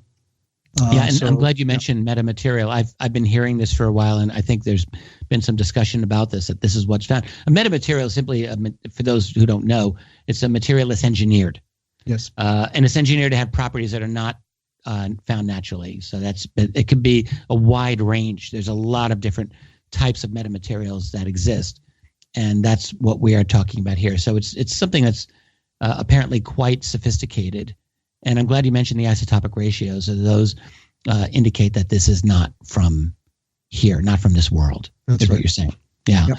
Yeah, it's quite significant. So there's so much that needs to be done in terms of follow-up. I would wonder, and here I'm just ranting, so forgive me, but I'm wondering where the rest of the establishment media is with these issues. I mean, you and I are talking about this. Other researchers are talking about some of these implications. I'm hearing nothing. I mean, Elizondo used the phrase "the sound of crickets" to talk about his higher-ups. I'm hearing the sound of crickets now from the establishment media in terms of the really important follow-up that one would expect these revelations to have, the amazing leads that have been dropped, and it's not even the New York Times is following up on its own article. They seem to have just let it go. Washington Post ditto. The mainstream establishment, wherever you look, they're not doing any genuine research on this. I mean, that's being left to people like yourself and myself and anyone else private citizens who care about this. It seems to me. Well, George Knapp is doing a pretty good job. I mean, yes, to the best of his ability. He's getting stuff released also. He's doing his best to get that out there. I think that we live in a 24-hour news cycle now, and it's insane. And a lot of politics are just dominating the news. There's just no room for anything anymore. Stuff is going on all over the world we have no clue about if we pay attention to the mainstream media. So that's part of the problem. Less than 1 month ago, I'm very glad you mentioned this. George Knapp on middle of May 18th, I think, had a report on his out in Las Vegas where he works, that they received an in-depth report prepared, he said, by and for the military, that did an analysis of the Tic Tac UFO. Yep. And that's 13 pages. Very, very, yeah. I know there was some debate over, was it really done in the military or was it done for the military? But it's absolutely an impressive report. Anyone can read it on the web. And I think that's actually great work. And I'm expecting that from people like George Knapp. But I think that by and large, the mainstream's really just dropped the ball on this. Well, the other problem too for me, because I'm not waiting for the mainstream media to report it. What was valuable about the reporting about the New York Times, the Washington Post, is they put it out there for the very first time without laughing about it or ridiculing it. It became a serious, sober news story for the first time in my lifetime that this happened. And to me, that was the real purpose behind it. And the real purpose of To the Stars is to have that happen, as opposed to trying to convince the UFO community of anything. The UFO community, to my mind, is looking for a smoking gun, right? They want the smoking gun disclosure. That's going to be the be-all and the end-all moment. And what I say to people is, you're looking for the smoking gun, but you're standing in a pool of spent cartridges. Just pick up the cartridges, because there they are. There's the fingerprints, there's the ballistics. You're going to find out where, what that gun was. And it's the same thing with this information. There's a lot of it. There's a lot of material. We haven't digested it yet. We have not digested the Tic Tac video for all the implications it presents. We kind of look at it and say, gee whiz, and then move on to something else, wait for the next piece of disclosure. But we haven't really addressed even that one single piece adequately. You could write a book just on the Tic Tac because of all the implications that are involved. So, yeah, I understand. Everybody they really want instant gratification. They want this thing to be over. They want a whole bunch of stuff to come out. To the Stars is doing the best they can, and the people involved with To the Stars are doing the best they can. And people like George Knapp, they're all going through official channels, because for the first time, it's the official channels that are telling us it's real. It's not some guy on the internet with a blog. It's the mainstream media saying, well, yeah, I guess so. I guess there are UFOs. Right. And that's not for the UFO community. The UFO community already knows all this. That's not the point. This is not for the UFO community. To the Stars was not directed at them. It was directed at the rest of the world outside. And that's the important thing to remember about To the Stars. They're not trying to diss the UFO community. They're just trying to say, listen, we're talking to a different audience. We need to convince those people, because if we really want disclosure and we really want this stuff to be revealed, we want transparency. That's the people we have to go to. The ones that read the New York Times and the Washington Post and listen to CNN. These are the people we have to convince. These are the ones who are doing right. This is the establishment narrative. And no, I understand that. You made this point a week ago in California, and I thought it was a fair point. Actually, it was a very fair point. I've been a strong critic of the New York Times and the Washington Post, which I actually think is, these are lying publications, and I'm not going to go through the litany, but they've just what they do is lie for the national security apparatus time and again. They've done it for years and years, and they do it now. And so the fact that they did these reports on the reality of the UFO phenomenon was indeed a shocking development. I completely agree. And the one good thing that came out of it, we all remember, if you follow UFOs, you remember that feeling of vindication in the middle of December when those articles came out. Absolutely. And that absolutely was a sea change in public opinion. And it indeed is easy to forget how important that is. The only thing that I think about in relationship to particularly the New York Times and the Post, they are the mouthpieces of the establishment, in my view. That's what they are. And so I'm always asking myself, and this is where I know you don't care for this because it sounds conspiratorial, but I have to ask myself, what is their ulterior motive? And I say this because these are the organizations that worked intimately with what was known as Operation Mockingbird for years and years, and they're still part of the Mockingbird system. That is media manipulation by the national security community. It's never ended. And so is it some kind of control over spin, over narrative? I believe New York Times handled the story the way they did. In a way, yes, they put it out there, but in another way, I feel they handled it with kid gloves, actually. For example, putting in, totally gratuitous, skeptical comments by people like James Oberg, like, who cares? Honestly, right. After all this, and then some Yale astronomer who had nothing relevant to say except putting in skeptical comments. It's as if the New York Times is saying, slow down, people. Don't get excited. Mm-hmm. So I think it was like a psychological placeholder for the skeptical point of view. And that in itself, okay, fine. But is it, misinformation? For example, they talked about metal alloys as opposed to metamaterials. Why? I'm interested. Why would they do that? I don't know why. I don't know how that information snuck into the New York Times piece. It's incorrect. We're not talking about metal alloys. We're talking about metamaterials, as you said. Right. So there are things about it, and I forgive me if I remain suspicious of the motivations of the New York Times, but I agree with you. The motivation is to change public discourse, and it's really true, Peter. I agree. You can't do that without changing the narrative that comes out of these dinosaurs, the New York Times and the Washington Post, because although they're dinosaurs, although I feel they're obsolete, they are still intimately associated with the power hierarchy of this society, and that's just how it is. So you got to get them on board, and therefore change the culture. So I'm agreeing with you on that point. Well, there was a chorus of responses. I won't name names, but a chorus of responses from people at To the Stars and involved with To the Stars when all of the conspiracy backlash happened. Tom is a tool of the deep state, and all these guys are the deep state, and everybody's the deep state, and the whole country's in the deep state. And their response was, when are they going to take yes for an answer?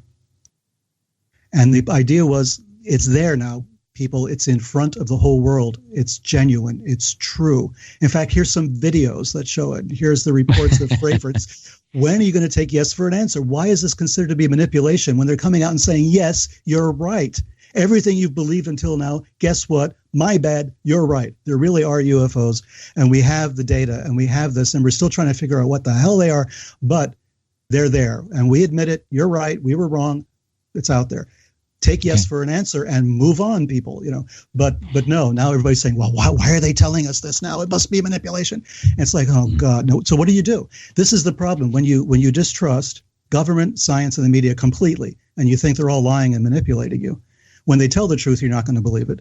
But when somebody else comes along and lies to you blatantly, you're going to believe it because they're not part of the government, the military, or the media. So we're in this now. We're in this state where we don't know what to believe anymore. And the end of my presentation at Contact, I put up that famous poster from Fox Mulder's basement office, I want to believe, right? And I said, this is the problem. This is the problem. I want to believe is the problem. It was fine then in the 90s. I had no problem with it. I loved that program. But I want to believe is the problem because we've made it a faith system and a belief system, faith without evidence. So I changed the poster myself, and I put a new one up there that says, I want to know. So let's move from I want to believe to I want to know. Let's stop the belief system stuff where it's an ideological thing, and I'm over here and you're over there, and we're in our own bubbles. Let's go right back to the facts once again. Let's go to the analysis of the data and just try to build a story based on that. We can distrust all the sources that we want to, but there is data. We've got it. We've got some data now we never had before, with all these people claiming that they had inside advisors and all kinds of people in the government giving them information, and they never heard of ATIP, and they didn't know the existence of this material, right? Right. And here we are. We put our advisors right there on the masthead of the To the Stars website. They're all there. Their photographs, their backgrounds, unapologetic. Yeah, this guy was in the CIA. This guy was Undersecretary of Defense. This guy was, a counterintelligence operative.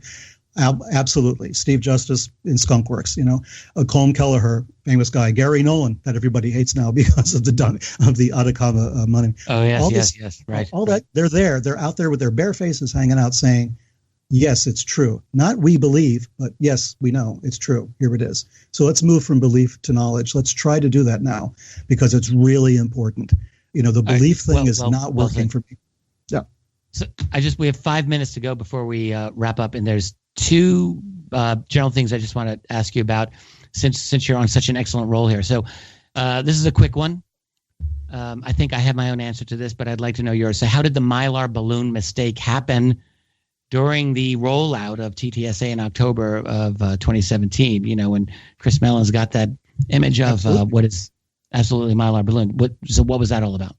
Okay, To the Stars actually addressed this. They came out with a statement, and nobody seemed to have read it or was aware of it, but they came out and they talked about it. And I believe me, I've had a lot of email communications and phone conversations on just this issue because it was a pain in the neck. But Their statement was put out on January 23rd of this year. And I don't know, have you seen it? Or I'll just read it. It's a short paragraph. Just read it. Yeah. Okay. On October 11th, 2017, during a broadcast announcing the formation of the To the Stars Academy of Arts and Science, our creative team utilized a slide that was intended to be illustrative of the Nimitz case discussed in the presentation. We recognize that the use of this slide without proper clarification created confusion and, most importantly, did not meet our standard of accuracy. Okay, we regret this oversight, et cetera, et cetera. Right. It's important to note that the evidence presented by the speaker regarding the Nimitz case is derived from the testimony of multiple U.S. military personnel, multiple sensors aboard multiple ships, et cetera. Further, the U.S. Department of Defense has not denied the account provided by TTSA or the retired U.S. military personnel involved in the incidents. Now, there's more background to it, and the background was there was a lot of organizational confusion leading up to that October 11th announcement in 2017. They had the stage, they had this, they had all these other stuff going on, and they thought they were going to be able to release the original Nimitz footage. Right. The one that was eventually released. Not yet been able to do that yet. For some reason, which has not been explained to me, they were not able to do it. Maybe they hadn't been cleared yet, hadn't been released, whatever. They knew it existed. They couldn't do it. They threw that up. They got it from a website that was being run by a former U.S. Air Force pilot, I believe, who was fighter a UFO suite. guy. Right. Yeah, by a guy named Paco Cherio. He was a friend of Fravor, and he wrote actually a very good article on Fravor's encounter back in 2015. And he dressed up the article with some interesting UFO types of images. And I think what they just did is it was a little sloppy. I just have to say it was sloppy. It is sloppy. Yeah, absolutely. They pulled it up and they put it up there, and it's like boom, Mylar balloon. Like everyone. 100%. But you know, what can I tell you? It was sloppy. It was done. I mean, the presentation itself, I think, was rushed. It was kind of hurried. So for whatever reason, and that was just pulled off. Quickly. Yep. That's just great. So in 2 minutes, can you have a comment on the gimbal video or the Go Fast video? I mean, my God, I ran out of time. I can't do anything in 2 minutes, Richard. There's so much analysis, particularly that I'm aware of the gimbal video. People saying it's like the infrared of the hot exhaust of jets and so forth. And oh, come on! I mean, I know I've seen that. Well, it doesn't make sense. Ridiculous. It doesn't. The pilots are saying it makes no sense. So the only conclusion is that was hoaxed as well. And I don't believe that, incidentally. But what's your take on the gimbal video? No, of course not. I mean, these videos are now part of the official record. Okay, so this is not some guy doing Photoshop and trying to convince somebody of the existence of UFOs. This is coming from DOD, and these people are saying this is genuine. Obviously, the sensors, the radar back on the ships, and the stuff in the aircraft and the pilots, they can't all be lying to you. I mean, the image of that that said it was exhaust was actually discussed and dissected on the To the Stars website. There's a photograph or a drawing of how the exhaust comes from the back of a jet, what it looks like, and everything else compared to the actual video footage. There is no way to look at that as though it's jet exhaust. And jet exhaust does not fly like that. I mean, it would have to be an aircraft doing those maneuvers to create that exhaust. The whole thing falls apart. If you use it doesn't actually. You have to wonder, like, why would jet interceptors be unable to overtake any kind of standard? I mean, none of that makes any sense. So it makes no sense. Exactly. Right. Go Fast video. Any thoughts on that? What was the problem with Go Fast? What was the controversy? No problem. I just find it fascinating. It's actually quite interesting to me. Well, yeah. Well, me too. I mean, the Go Fast footage is another example. I mean, you put these three videos together, you put the supportive information that comes with them.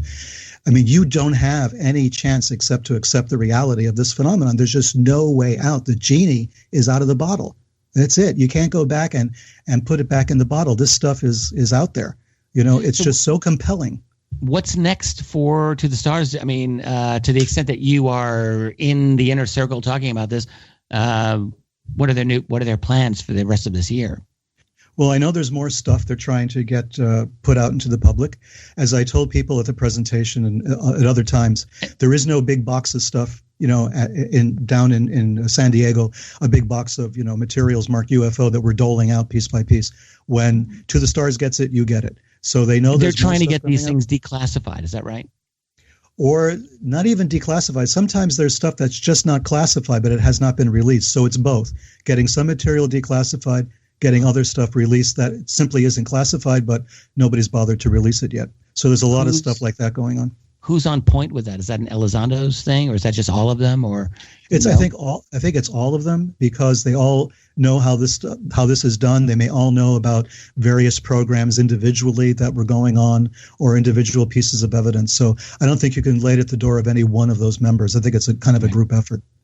Peter, I'm so glad that you were my guest tonight on this program and gave such a very clear and I would say spirited defense of what's going on with Tom DeLonge and the To the Stars Academy. There's been so much attacking going on, and I don't really know where I stand with all of this even now, but I'm actually really grateful, very grateful that you so clearly and eloquently said the things that you did to really at least clarify a lot of the issues that I have had relating to the Stars. I think you did a better job than anyone that I've heard, frankly.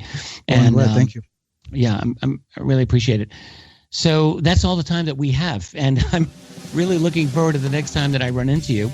It was very nice crossing paths with you a week ago, and it was just too long. I think I saw you a couple of years earlier at the UFO International Congress, but we only briefly ran into each other there. And that was in Phoenix, right? In Phoenix, yeah, correct. Yeah, right. So anyway, how can people? Do you have a website where people can reach you, or is there any place that you put yourself out there if you want people to contact you? Well, I have a website. It's peterlevenda.com. I don't use it very much, but it's there. People can contact me through there. And I'm also, for my sins, on Facebook and Twitter and Instagram, unfortunately. So you can reach me there as well.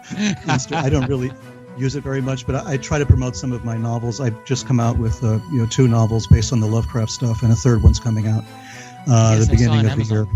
Yep. Yeah, fascinating. I didn't know that. I didn't know that you were doing that. That's really quite interesting. Well, Peter Levenda, I really have to thank you so very much for being a guest tonight, and I wish you the best, and I hope that we chat again soon. Absolutely. Thanks a lot. Thank you so very much. And wow, I'm just so glad that we were able to do that interview with Peter Levenda. But with that, it is time for me to say goodnight to all of you listening. It's been a real pleasure. I want to thank you for listening. And remember, while we learn and grow and search for the truth, let's be good to each other. Good night.